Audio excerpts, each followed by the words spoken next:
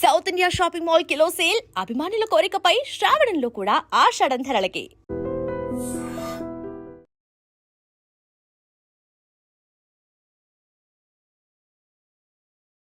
Welcome to iDream news. This is Pavan. రాజస్థాన్లో దారుణమైన ఘటన చోటు చేసుకుంది. ఒక బ్లాక్ మ్యాజిక్, చేతబడులు ఇలాంటివి నమ్మి తన సొంత మేనల్లుడిని అతి కిరాతకంగా నరబలి అనే పేరుతో బలించడం జరిగింది. తన దాంపత్య జీవితం కోసం, తన సంసారం బాగుండడం కోసం తన అక్క కొడుకుని అతి కిరాతకంగా చంపడం జరిగింది. అసలు ఏం జరిగిందని వివరాల్లోకి వెళ్తే, రాజస్థాన్లోని అల్వార్ జిల్లాలో ఈ ఘటన చోటు చేసుకుంది. తన భార్య గొడవ పెట్టుకొని పుట్టింటికి వెళ్ళిపోవడంతో, పుట్టింటికి వెళ్ళిన తర్వాత అక్కడ అదే ఏరియాలో ఉన్న ఈ మనోజ్ అనే వ్యక్తి సునీల్ని కలిశాడు. సునీల్ అనే వ్యక్తి తాంత్రికుడు, మంత్ర పూజలు చేస్తూ ఉంటాడు ఆ గ్రామంలో. అతన్ని కలిసి ఇప్పుడు ఏంటి పరిష్కారం, నా సంసారం ఎలా నిలబడాలి, నా భార్యను నేను ఎలా తెచ్చుకోవాలి అని అడిగితే, ఆ మాంత్రికుడు, ఆ దరిద్రుడు చెప్పిన మాటలు ఏంటి అంటే, ఒక చిన్న పిల్లవాడి రక్తం కావాలి, అతడి కాలేయం కావాలి, అతని గుండె కావాలి అని చెప్పడంతో ఇతడు ఎవరిని బలించాలి అని ఆలోచిస్తున్న క్రమంలో తన సొంత మేనల్లుడు, చిన్న పిల్లాడు 5 ఏళ్ల లోకేష్, అతన్ని తీసుకెళ్లి అతన్ని బలించాలి అని నిర్ణయించుకున్నాడు. సో అతని దగ్గరికి వెళ్ళాడు. మాయమాటలు చెప్పి నేను చాక్లెట్లు ఇప్పిస్తాను, అది తినిపిస్తాను అని చెప్పి షాప్కి తీసుకెళ్తానని చెప్పేసి తీసుకెళ్లడం జరిగింది. తీసుకెళ్లి అదే గ్రామంలో ఉన్న ఒక పాడుబడ్డ ప్రదేశంలో గొంతు పిసికి ఊపిరాడకుండా చంపడం జరిగింది, స్వయాన తన చేతులతో. అర్థం చేసుకోండి, మేనల్లుడు అంటే తండ్రి తర్వాత తండ్రి. ఎంతో అల్లారు ముద్దుగా ఆ మామ అని చుట్టూ తిరుగుతూ ఉంటాడు.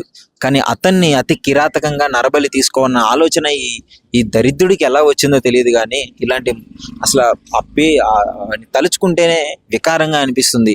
అంటే అంత చిన్న పిల్లవాడిని తీసుకెళ్లి ఒక పాడుబడ్డ గృహంలో ఆ గొంతు పిసికి చంపి, సిరంజీస్ ఉంటాయి కదా, ఇంజక్షన్ వేసే సిరంజీస్, వాటిని తీసుకెళ్లి రక్తం మొత్తాన్ని బయటికి తీసి, ఆ బాడీలోంచి రక్తం తీసి అతని బాడీ కోసి ఆ లివర్ని కూడా తీసేయాలని చెప్పేసి ఆలోచించడం జరిగింది. సో ఆ తర్వాత ఏం జరిగింది అంటే, పాపం ఆ బాబు కనపడకపోవడంతో అందరూ వెతికి కంప్లైంట్ ఇవ్వడం అయితే జరిగింది. కంప్లైంట్ ఇచ్చిన తర్వాత వెతుకుతూ సీసీ కెమెరా ఫుటేజ్ చెక్ చేస్తే పోలీసులు వాళ్ళ మేనమామతోనే ఉన్నాడు, తిరిగాడు అని చెప్పేసి అయితే ఫుటేజ్ బయటికి రావడం జరిగింది. వెంటనే పోలీసులకి డౌట్ వచ్చింది. వాళ్ళ స్టైల్లో మనోజ్ అనే వ్యక్తిని విచారించాడు. విచారించిన తర్వాత మొత్తం ఈ భాగోతం అంతా బయటపడింది. సో వాళ్ళ భార్య పుట్టింటికి పోయిందంట గొడవ పెట్టుకొని. ఇప్పుడు ఈయన మంత్రాలు చేసి, పూజలు చేసి, ఆమె వశీకరణ చేసి ఆమెని ఇక్కడికి వచ్చే విధంగా చేయాలని చెప్పేసి వాళ్ళు భావించడం జరిగింది. ఆ మాంత్రికుడు మాయమాటలు నమ్మి తన సొంత మేనల్లుడినే అతి కిరాతకంగా నరబలి తీసుకోవడం జరిగింది. అంటే ఈ సమాజంలో ఇంకా ఇలాంటి దుర్ఘటనలు జరగడం సిగ్గుచేటనే చెప్పుకోవాలి. ఈ బ్లాక్ మ్యాజిక్లు, చేతబడులు, వీటిని గుడ్డిగా నమ్మి ఎంతో మంది ప్రాణాలు కోల్పోవడం జరుగుతుంది. సో ఈ ఘటన అయితే రాజస్థాన్లోనే కాదు, మన తెలుగు రాష్ట్రాల్లో కూడా ఇంతకు ముందు కూడా ఒకసారి జరగడం జరిగింది. తన సొంత అమ్మే కన్న కూతుర్ని అతి కిరాతకంగా చంపి, నా కూతుర్లు మళ్ళీ బతికొస్తారు అని చెప్పేసి ఆ విధంగా చేసిన ఘటన ఆ తెలుగు రాష్ట్రాల్లో ఉలిక్కి పడేలా చేసింది.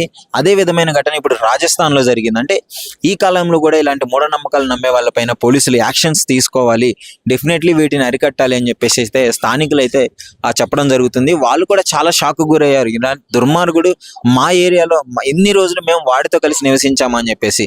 అసలు సొంత మేనల్లుని ఏ విధంగా చంపుతాడో ఒకసారి తన అక్క కానీ, చెల్లి కానీ, తన బావ కానీ గుర్తుకు రాలేదంటారా? చిన్నప్పటి నుంచి మామ అని తిరిగి ఆ చిన్న పిల్లాన్ని ఇంత కఠినంగా ఎలా చంపాలనిపించింది? అసలు ఇంత సెల్ఫిష్గా ఎలా ఉంటారు?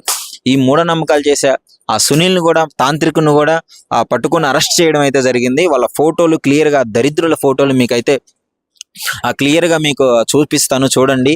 పాపం వాళ్ళందరూ, వాళ్ళ అమ్మ కన్నీరు మున్నీరు అవుతుంది. ఇలాంటి వ్యక్తుల్ని కఠినంగా శిక్షించాలి అని చెప్పేసి ఆ గ్రామస్తులు కూడా కోరుకోవడం జరిగింది. అసలు దీనిపైన మీ అభిప్రాయం ఏంటి?